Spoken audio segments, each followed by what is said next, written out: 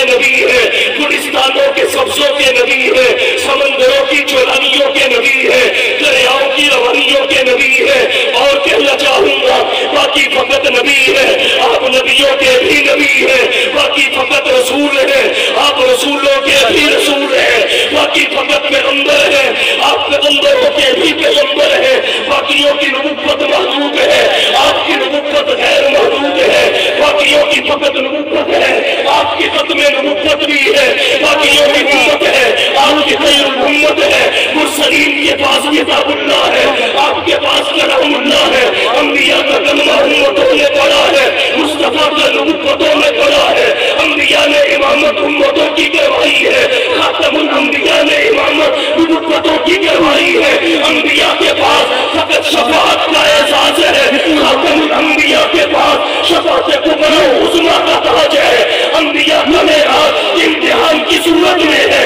مصطفیٰ کا معراج انعام کی صورت میں ہے، انبیاء کا معراج فرش زمین پہ ہے، مصطفیٰ کا معراج بھی عرش پر ہے۔ سبحان اللہ، اللہ تکبیر، تاج و تخت ختم نبوت، زندہ باد، تخت ختم نبوت، زندہ باد۔ حضور کی نبوت ہی نہیں، نبوت کے ساتھ آپ کی ختم نبوت پر بھی ایمان لانا ضروری کیوں ہے؟ ایک تو شخصی طور پر اس کے بغیر کسی کا ایمان ثابت نہیں ہوتا، نمبر دو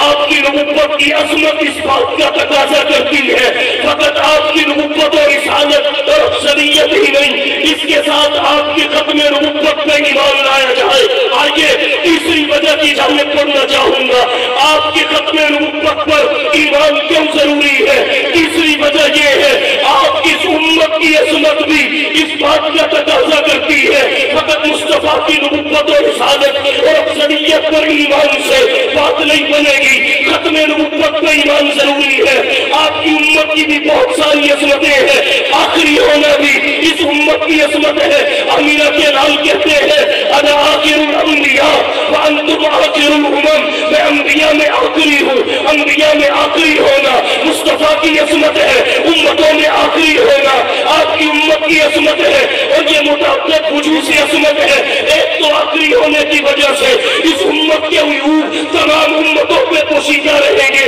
اگر یہ ثابتہ امتوں کے اگرچہ عیوب سے واقف ہے مگر اس کے عیوب سے کوئی امت مطلع نہ ہو سکے گی۔ ختم نبوت کی وجہ سے تمام امتوں کا برزخ طویل ہے، امت مصطفیٰ کا برزخ طویل ہے،